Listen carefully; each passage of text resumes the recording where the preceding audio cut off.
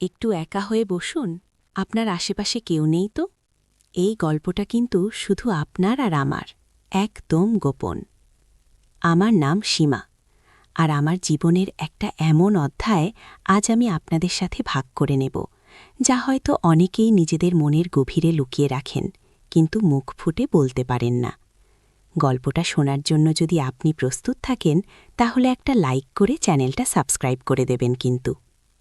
আমার বাড়ি নদিয়া জেলায়, এক ছোট্ট মফস্বল শহরে। সেদিন সকালবেলা আমি নিজের ঘরে বসেছিলাম, একটা সুতির শাড়ি পরে, আঁচলটা কাঁধ থেকে নামিয়ে বুকের ওপর দিয়ে পেঁচিয়ে নিয়েছিলাম। গরম ছিল বেশ, তাই হাতাকাটা ব্লাউজ আর হালকা রঙের শাড়িই ছিল আমার আরামের সঙ্গী। শাড়ির ভাঁজে শরীরটা যেন আরও বেশি আকর্ষণীয় লাগছিল। আয়নার দিকে তাকিয়ে মনে হয়েছিল বয়স হলেও আমার মধ্যে একটা সজীবতা এখনও আছে।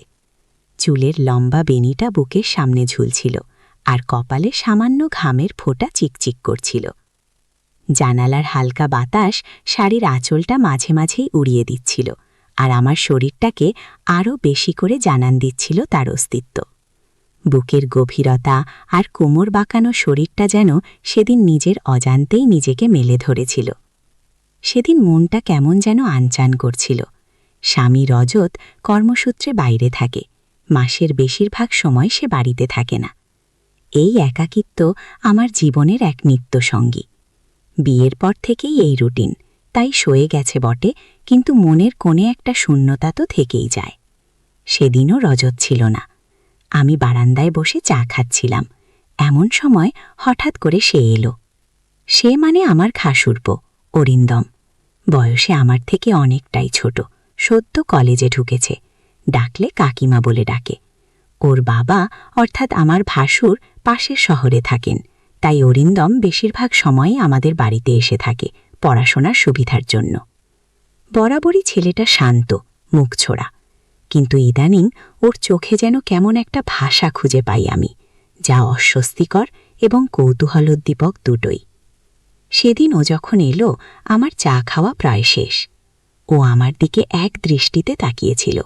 সেই চাহিনিতে এমন কিছু ছিল যা আমাকে একই সাথে বিচলিত আর পুলকিত করে তুলছিল। আমি সামান্য কাঁপছিলাম। কাকিমা, চা খাচ্ছিলে? ওর গলা শুনে আমি যেন বাস্তবে ফিরলাম। হ্যাঁ, তুই কখন এলি? আয় বস। আমি ওর দিকে তাকাতে পারছিলাম না। ওর চোখে এক ধরনের গভীরতা ছিল, যা আমি আগে কখনো দেখিনি। একটা অদৃষ্ট টান অনুভব করছিলাম ওর আর আমার মাঝে, এক নিষিদ্ধ আকর্ষণ, যা সমাজের সব বাঁধন ছিনে ফেলার উপক্রম করছিল। সেদিন থেকে অরিন্দমের আসা যাওয়া আরও বেড়ে গেল। ও অজুহাত খুঁজত আমার কাছাকাছি থাকার। পড়াশোনার নাম করে বা ছোটখাটো বাড়ির কাজ দেখিয়ে ও আমার আশেপাশে ঘোরাফেরা করত। আমি নিজেও ওর এই উপস্থিতি উপভোগ করছিলাম, যদিও মনের গভীরে একটা অপরাধবোধ কুড়ে কুড়ে খাচ্ছিল। ও যখন আমার পাশে এসে বসত, তখন ওর শরীরের উষ্ণতা আমার শরীর ছুঁয়ে যেত। আমি নিজেকে সামলাতে পারতাম না। ওর স্পর্শে আমার রোমকূপগুলো সজাগ হয়ে উঠত, বুকের ভেতর কেমন একটা তোলপাড় শুরু হয়ে যেত। কোনোদিন হয়তো আমি রান্না করছিলাম, ও এসে পেছন থেকে আলতো করে আমার কোমরের কাছে দাঁড়িয়ে ফিস ফিস করে কিছু জিজ্ঞেস করত। ওর উষ্ণ শ্বাস আমার ঘাড়ে এসে পড়ত, আর আমি যেন মুহূর্তে স্তব্ধ হয়ে যেতাম। একবারের কথা মনে আছে, আমি জামা কাপড় শুকাচ্ছিলাম ছাদে। অরিন্দম হঠাৎ করেই সেখানে চলে এলো। আমি শাড়ির আঁচলটা ভালো করে গুছিয়ে নেওয়ার আগেই ও আমার দিকে এমনভাবে তাকালো যেন আমার প্রতিটি ভাঁজ, প্রতিটি গোপন অংশ ওর চোখের সামনে উন্মুক্ত। আমি লজ্জায় লাল হয়ে গিয়েছিলাম, কিন্তু চোখ নামিয়ে নিতে পারিনি। সেই মুহূর্তে ওর চোখ যেন আমার পোশাকের প্রতিটি রেখায় আটকে ছিল, যা আমাকে একই সাথে বিব্রত এবং এক গভীর সুখে আচ্ছন্ন করছিল। সেই দিনগুলো আমার জীবনের সবচেয়ে গোলমেলে সময় ছিল। একদিকে স্বামীর প্রতি কর্তব্য, অন্যদিকে অরিন্দমের প্রতি এক অনতিক্রম্য টান। এক সন্ধ্যায় রজত বাড়ি নেই, আমি একা। অরিন্দম এলো, মুখে একটা বিষণ্ণতা। কাকিমা, আমার মন খারাপ। আমি বললাম, কেন রে, কি হয়েছে? ও আর কিছু বলল না, সোজা এসে আমার পাশে বসল, হাতে হাত রাখল, আলতো করে আমার আঙুলগুলো ছুঁয়ে দিল। আমি পাথরের মতো বসে রইলাম। ওর স্পর্শে আমার সারা শরীরে যেন বিদ্যুতের ঢেউ খেলে গেল। আমি ওর দিকে তাকাতেই দেখলাম ওর চোখে এক ধরনের আবেগ, এক গভীর কামনা। আমার বুকের ভেতরটা ধুকভুক করছিল। সেদিন রাতে আমরা দুজনেই এক বিছানায় শুয়েছিলাম। অবশ্য আমাদের মধ্যে কোনো শারীরিক সম্পর্ক হয়নি। ওর উষ্ণ শরীরের গন্ধ, ওর হাতের স্পর্শ, সবকিছু যেন আমাকে এক অন্য জগতে নিয়ে যাচ্ছিল। মনে হচ্ছিল এই মুহূর্তটা যেন শেষ না হয়। সেই স্পর্শে মিশেছিল গভীর আবেগ আর এক তীব্র আকাঙ্ক্ষা। আমাদের কথাবার্তা ছিল খুবই কম, কিন্তু চোখের ভাষা আর শারীরিক নৈকট্য সব অব্যক্ত কথা বলে দিচ্ছিল। আমরা একে অপরের চোখের দিকে তাকিয়েছিলাম, যেখানে ছিল না কোনো ভুল বোঝা, ছিল শুধু এক অপার সমর্পণ। আমি বুঝতে পারছিলাম আমি এক গভীর নিষিদ্ধ পথে পা রাখছি, যেখান থেকে ফিরে আসা কঠিন হবে। তারপর থেকে এই গোপন সম্পর্কটা আরও গভীর হতে লাগল। একে অপরের প্রতি টান এতটাই তীব্র ছিল যে সমাজ, নিয়ম, নীতি সব যেন ফিকে হয়ে যাচ্ছিল। আমরা দুজনেই জানতাম এটা ভুল, কিন্তু এই আকর্ষণকে আটকানো যেন আমাদের ক্ষমতার বাইরে ছিল।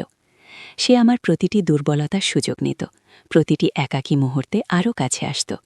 তার উপস্থিতি, তার স্পর্শ, তার নীরব চাহনি আমাকে ক্রমশ গ্রাস করছিল। মাঝে মাঝে মনে হতো এর পরিণতি কী হবে, সমাজ কি মেনে নেবে এই সম্পর্ক? আমি নিজেও জানতাম না, কিন্তু ওই মুহূর্তে ওর বাহুতে, ওর নীরব সান্নিধ্যে আমি এক অদ্ভুত শান্তি খুঁজে পেতাম, যা আমার ক্লান্ত মনকে খানিক সময়ের জন্য হলেও স্বস্তি দিত। তবে এই শান্তির আড়ালে লুকিয়েছিল এক গভীর অস্থিরতা। আজও যখন সেই দিনগুলোর কথা ভাবি, আমার গা শিউরে ওঠে। সেই সম্পর্কের কোনো ভবিষ্যৎ ছিল না তা আমি জানতাম। একসময় রজত ফিরে এলে অরিন্দমকে হোস্টেলে চলে যেতে হয়। সেই মুহূর্তে আমার মনে যে শূন্যতা তৈরি হয়েছিল তা ভাষায় প্রকাশ করা সম্ভব নয়, কিন্তু ওইটুকু সময়ের অভিজ্ঞতা আমাকে শিখিয়েছিল সম্পর্কের সরলতা কতটা ভঙ্গুর হতে পারে, মানুষের মন কতটা জটিল হতে পারে, আর আবেগ কতটা শক্তিশালী হতে পারে। সমাজ আমাদের শেখায় কোনটা ঠিক আর কোনটা ভুল, কিন্তু মনের গহীনে লুকিয়ে থাকা অনুভূতিগুলো কখনো কখনো সেই শেখানো পথের বাইরে চলে যায়। এটা আমাকে শিক্ষা দিয়েছে যে কিছু সম্পর্ক শুরু থেকেই বিপজ্জনক। জীবনের পথে চলতে গেলে এমন অনেক নিষিদ্ধ আকর্ষণ আসতে পারে, যা আমাদের জীবনের গতিপথ পাল্টে দিতে পারে। কিন্তু সবসময় মনে রাখতে হবে, ক্ষণিকের ভালো লাগা বা আবেগের বশে নেওয়া সিদ্ধান্ত হয়তো সারা জীবনের অনুশোচনার কারণ হয়ে দাঁড়াতে পারে। তাই কোনো সিদ্ধান্ত নেওয়ার আগে নিজের বিবেককে প্রশ্ন করা উচিত। সম্পর্ক যে কোনো ধরনের হোক না কেন, তার ভিত্তি যেন সততা আর সম্মান হয়। আবেগের লাগাম টেনে ধরা খুব জরুরি, না হলে তা ভুল পথে চালিত করে দিতে পারে।